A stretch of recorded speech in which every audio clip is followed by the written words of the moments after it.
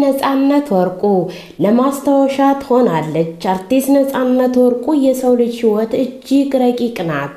ባልታሰበ ቅጽበት እንደወደው አርቲስት ነጻነት ወርቁ ዛሬ በሕይወት ባይኖርም ከጥቂት ሳምንታት በፊት ግን አንድ የሚያስገርምና ልብ የሚሰብር ነገር አድርጎ ነበረ።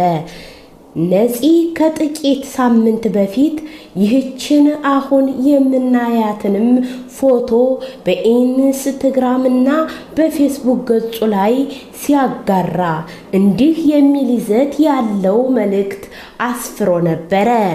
ይቺ ፎቶ ለማስለቀሻ ለሐዘን መግለጫ አሪፍ ናት።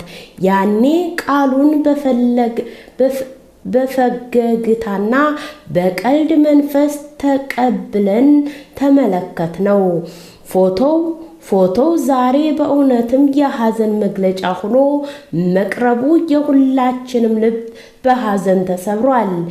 ያኔ ያችን ቃል ሲናገር ምን ተሰምቶት ይሆን የሚል ጥያቄ ደግሞ የብዙዎቻችን አእምሮ ውስጥ የሚመላለስ ትልቅ እንቅስቃሴ ሆኗል።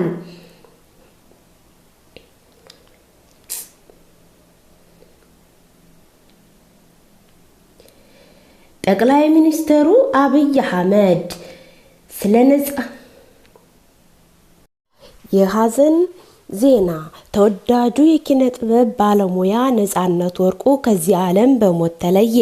በኢትዮጵያ ጥበብ ዓለም ውስጥም ስመጥር እና በሁላችንም ዘንድ እጅግ ተወዳጅ የነበረው ባለሙያ ነጻነት ወርቁ ነፂ ባደረበትም ድንገተኛ ከዚህም ዓለም መለየቱንም በከፍተኛ ሐዘን ተሰምቶናል።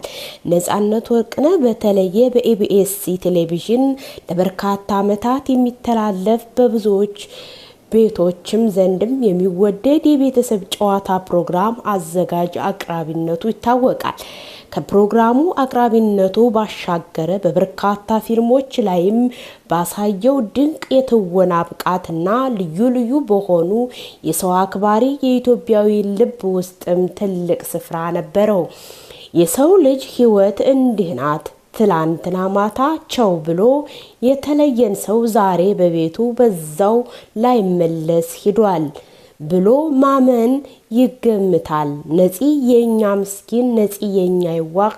እንዲህም በድንገት መለየትህንም መላው የጥበብ ቤተሰብና አድናቂዎችህንም በሐዘን የሰበረ አድርጓል።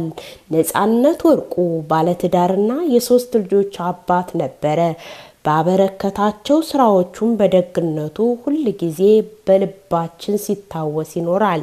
ለባለቤቱ፣ ለልጆቹ፣ ለወዳጆቹ፣ ለዘመዶቹና ለመላ የጥበብ አፍቃሪዎቹ ፈጣሪ መጽናናትን እንዲሰጥ እንመኛለን። ነፍስህን በገነት ያኖርልን። ነፂ የኛ ምስኪን፣ እግዚአብሔር አምላክ ነፍስህን ይማረው፣ በአጸደ ገነትም ያኖርክ። ልብ የሚነካ በሆቴል ክፍል ውስጥ ተጥሎ የተገኘው ሕፃን ወላጆችም እንዲያነጋግሩት የሆቴል ከተማ ፖሊስ ጥሪ ያቀረበ።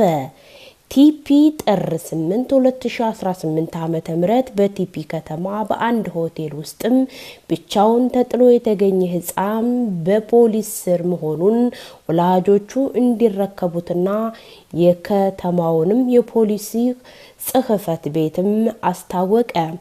ከከተማውም ፖሊስ አዛዥ ኢንስፔክተር አድማሱ አለማየሁ ለሚዲያ እንደገለጸው ክስተቱ የተፈጠረው ጥር 7 2018 ዓ.ም በህብረት ቀበሌ በሚገኘው አበበ መታሰቢያ ሆቴል ውስጥ ነው።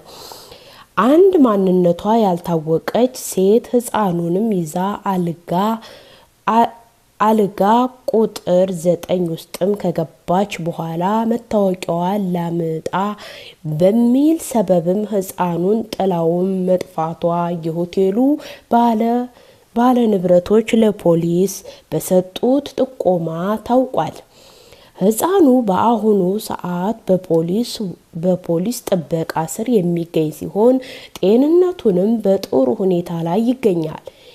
የቲፒ ከተማ ፖሊስ ጽሕፈት ቤትም ሕፃኑ የሚያውቁ ወላጆቹ ወይም የቅርብ ዘመዶቹ አስፈላጊውን ማስረጃ በመያዝም በጽሕፈት ቤቱ በአካልም ቀርበው ሕፃኑንም እንዲረከቡ በዜና መግለጫም አሳስቧል። መረጃ ለቤተሰቦቹ እንዲደርስም ለሌሎችም በማጋራት ሼር በማድረግም ትብብርን ያሳዩ። የቴፒ ከተማ ፖሊስ ኮሚሽን ቢሮ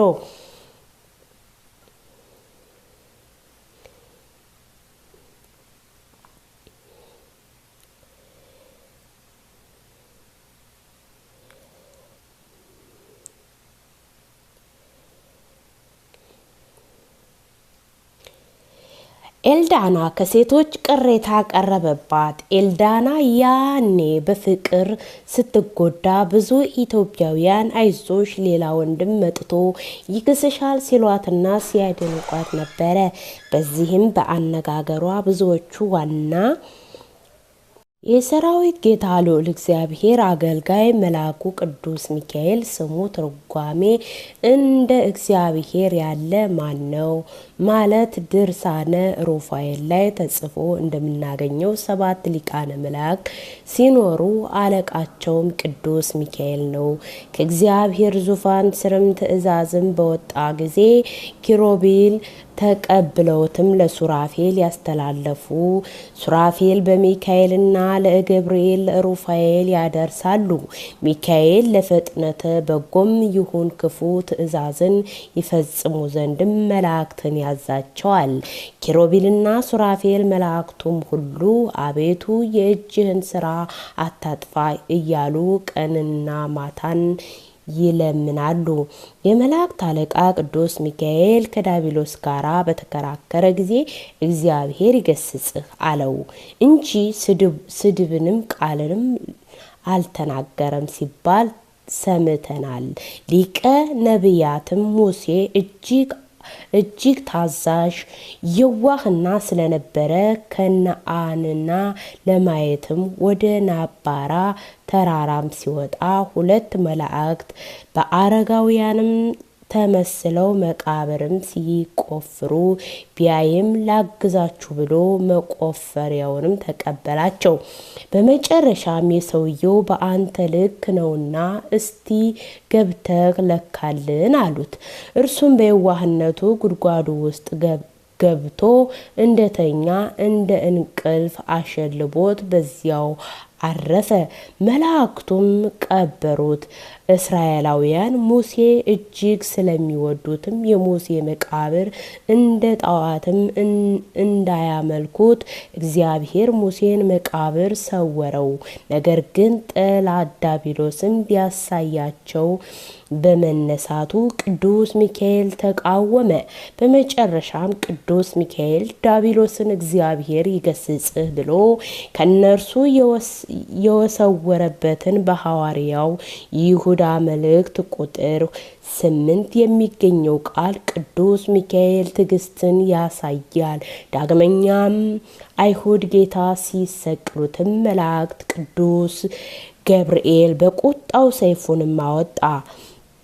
ቅዱስ ሚካኤል ግን በአይሁድ ስራ አዝኖ ፈጣሪ ፍጡራን ሲሰቀሉት የትዕግስትን የፍቅሩን ብዛት እያየ በአርምሞና በትዕግስትም እያያቸው ይላል። ድርሳነ መላእክትም በክንፋቸውም የእግዚአብሔርን ስም ስለተጻፈበት ሕዝቡንም ይጠብቃሉ። የመላእክት ስምም የመጨረሻ ፊደል ስናይም ኤል ብሎ ይጨርሳል። ሚካኤል፣ ገብርኤል፣ ኡራኤል ይህ ስሜ በሱ ላይ ነውና እንደሚል የእግዚአብሔር የምህረት ስም ስለሆነ በክንፎቻቸው ስለተጻፉ መላእክቱም ይጠብቁናል።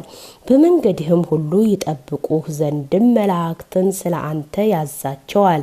እግርህንም ድንጋይም እንዳይሰናከሉ በእጆቻቸው ያነሱሃል ተብሎ በመዝሙረ ዳዊት ቁጥር 90 ምዕራፍ 11 ላይ ተጽፎ አሕዛብ ጭምርም ያለ ጊዜያቸው እንዳይሞቱ መላእክትም ይጠብቋቸዋል። ቅዱስ ሚካኤል ሰኔ 12 ቀን ዲያብሎስ ጥሎ በምልክቱ ሊቀር መላእክት ሆኖ የተሾመ አፎሚያንና የረዳበት ቀን ስለሆነ በታላቅ ስርዓትም ይከበራል።